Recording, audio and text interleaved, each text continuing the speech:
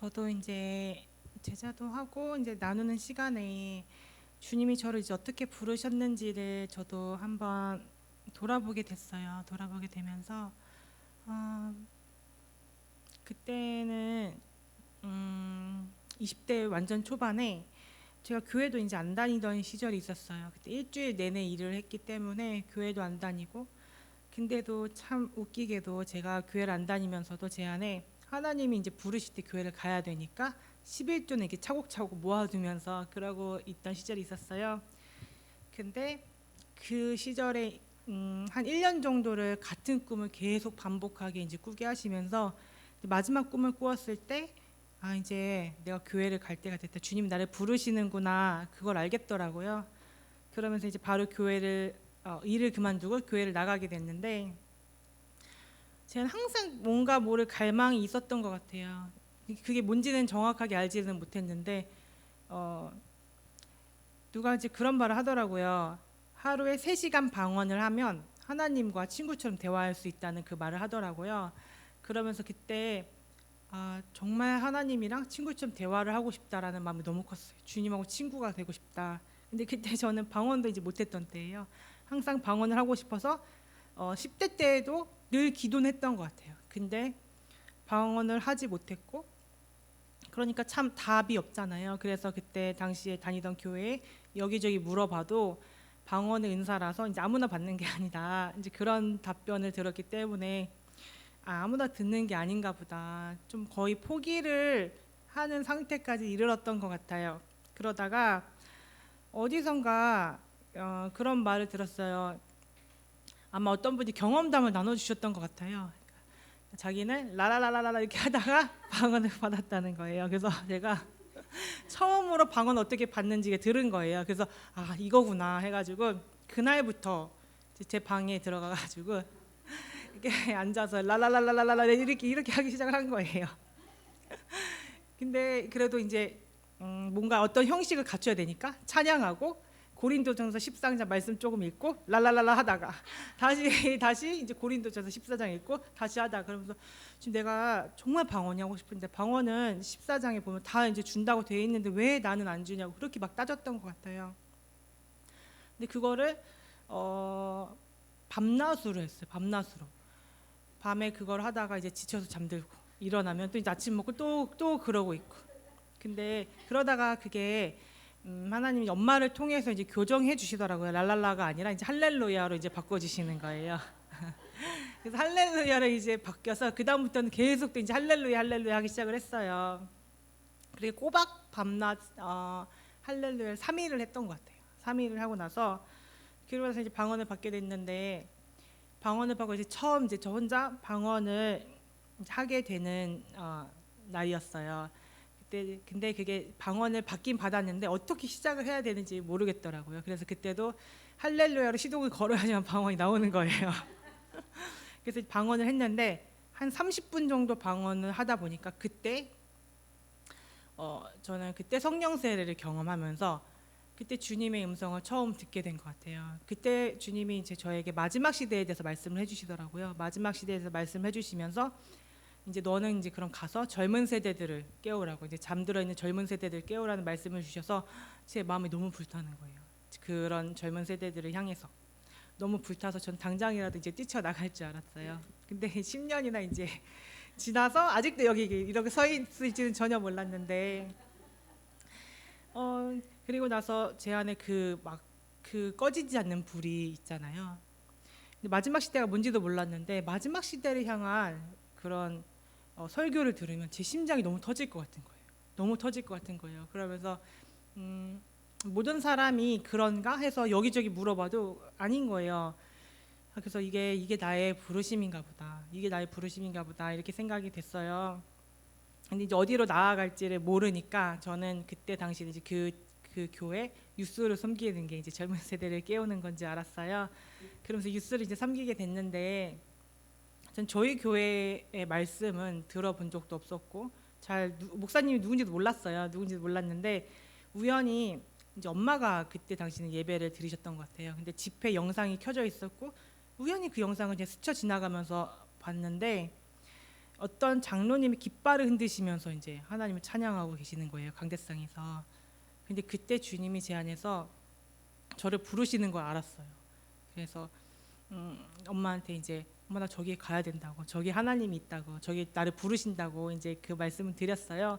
근데 그때 당시에 이제 엄마도 잘 뭐 모르셔서 하나님은 네 방에도 있고 다 있는데 왜 꼭 저기를 가야 되냐고 그러셔가지고 아 그렇구나, 저는 뭐가 뭔지 모르니까 그렇구나 이러고 그렇게 또 이제 1년이라는 시간이 지나가게 돼요. 1년이라는 시간이 지나가게 되면서 그리고 나서 이제 훈련이 딱 시작이 됐던 것 같아요. 훈련이 시작이 됐는데 사실 너무 가기 싫었어요. 누군지도 모르고 어떤 교회인지도 모르고 저 교회 사람을 다 아는 사람일 텐데 나는 아무것도 모르는데 덩그러니 가서 이제 뭐 하나 싶은 거예요. 근데 기도를 했을 때 주님이 이제 가라고 그 마음을 너무 분명하게 주셔서 그때 당시 이경희 선교사님한테 이제 이메일 썼어요. 이메일 썼는데 제 기억으로는 답변이 안 왔던 것 같아요.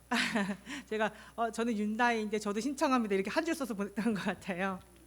근데 후에 이제 이경희 선교사님 말씀하시기를 윤다희가 도대체 누구냐고 그래가지고 이제 제 기억으로 그래서 목사님 번호를 이제 어떻게 받았던 것 같아요. 이제 목사님께 직접 제가 카톡을 했어요. 저도 훈련에 참가하고 싶다고 그러면서 뭐라고 했냐면 저도 훈련에 1년 동안 열심히 훈련 받아서 저희 교회 유스를 섬기고 싶습니다 이렇게 말했던 것 같아요. 그리고 목사님이 우리 교회는 그런 곳 아니라고 하시면서 안 된다고 이렇게 말씀하시는 거예요. 그래서 참 제 안에 되게 이상하더라고요. 분명히 주님이 가라고 하셨는데 왜 안 된다 그러지? 이게 안 될 리가 없는데 계속 이상한 거여서 그래서 제가 계속 이상하다, 참 가라고 하셨는데 이상하다, 저 가야 되는데 이런 말을 계속 반복해서 했던 것 같아요. 그러니까 목사님이 도대체 누가 가라고 했냐고 그래서 주님이 가라고 하셨다고 이제 그렇게 말씀을 전달드렸어요. 그러니까 목사님 이제 생각을 해보셨던 것 같아요. 그리고 아마 어떤 새벽 예배인가 주일 예배인가에서 이런 사람이 있는데 어떻게 할까요? 이제 그렇게 물어보신 적이 있었던 것 같아요. 그러면서 제가 면접을 보고 이제 결정을 하기로 했어요. 면접을 보고 결정을 하기로 했는데 그래서 목사님이 달라스 지교회를 방문하시는 날에 이제 제가 목사님 픽업을 나가게 됐어요. 픽업을 나가게 됐는데 그때 당시 저는 운전 진짜 못했거든요. 운전도 못하고 길도 정말 모르고 공항을 가본 적도 없어서 너무 두렵고 떨리더라고요. 운전하는 것 자체가. 당연히 이제 공항에서 엄청나게 헤맸어요. 목사님 막 아래층 위층 막 계속 왔다 갔다 거리시면서 찾고 그래서 만나자마자 이제 한 소리 들었죠.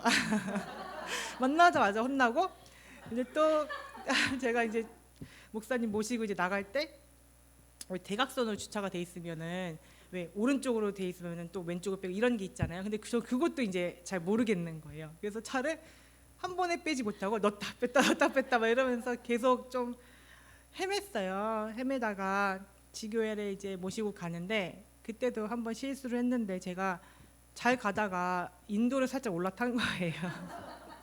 목사님한테 그때 또 혼났어요. 뭐라고 하셨냐면 이렇게 될 줄 알았다고. 왜냐하면 제가 너무 오른쪽으로 붙어서 운전한다는 거예요. 그래가지고 참 제 마음에 좀 그렇더라고요. 왜냐하면 자꾸 혼나니까 누군지도 모르는 사람이 자꾸 날 혼내니까. 참, 그러다 지교회 가가지고 근데 그때 지교회가 셋업되는 날이었나 봐요.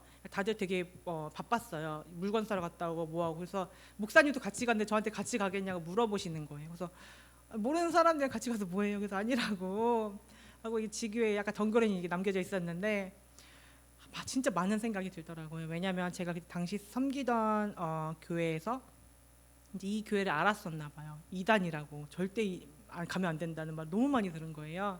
그 상태에서 만나서 이제 목사님하고 대화를 하는데 무슨 말을 하셨는지 기억도 안 나요. 왜냐하면 제가 계속 속으로 진짜 이단이면 어떡하냐. 진짜 이단 아닌가? 계속 이 생각이 너무 드는 거예요. 진짜 이단이면 인생이 망하는데 큰일 났다 이런 생각을 하고 있는데 목사님이 저를 이렇게 딱 치시면서 저희 이단 아니에요 딱 이러시는 거예요. 그래서 순간 너무 놀랐어요. 진짜 순간 너무 놀라서 진짜 이 사람이 정말 하나님의 사람인가 보다. 제 마음 말하지도 않은 걸 다 읽으니까요. 그래서 그래 이단이든 뭐든 일단 이단이면 주님이 건져내시겠지 그렇게 이제 생각을 하고 교회에 딱 들어오게 된 거였어요. 그래서 교회에 들어와서도 참 많은 시간이 지났죠. 많은 시간이 지났는데 그 훈련 시간 동안 저를 버티게 했던 거 딱 하나였던 것 같아요. 언제부턴가 제가 봤던 게 그거였어요. 하나님이 제 허리에 띠를 두르셨더라고요.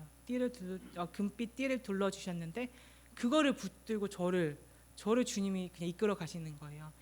그렇기 때문에 많은 힘든 시간들을 그냥 통과를 할 수 있었던 것 같아요.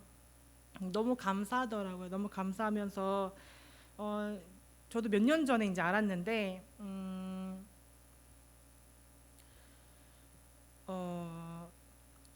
제가 이제 되게 늦게 참가를 했잖아요. 되게 늦게 참가를 하면서 후에 이제 옛날 설교들을 조금씩 들어보게 됐었어요. 근데 거기에 나오는 것 중 하나가 우리 교회 부흥의 불을 기도로 이제 목사님이 넣어 주신 적이 한 번 있었고, 또 이제 우리 교회에서 다니엘 금식을 한 적이 있었고, 우리 교회에서 있었던 일들이 있었더라고요. 근데 저는 장소는 함께 하지 않았을지라도 정말 비슷한 시기에 하나님이 저에게 동일한 일들을 하신 거를 보게 된 거예요. 그러면서 너무 감사하더라고요. 내가 알든 알지 못하든 부르심은 주님이 선택하고 부르신 자들은 주님이 스스로 이끌어 가시는 그 손길을 보게 된 거예요. 그러면서 참 너무 감사하더라고요. 지금 이 순간까지도 사실 제가 버티고 살아남아서 이렇게 걸어온 게 아니라 주님이 스스로 이루시는구나. 그런 것에 너무너무 감사한 시간이었던 것 같아요.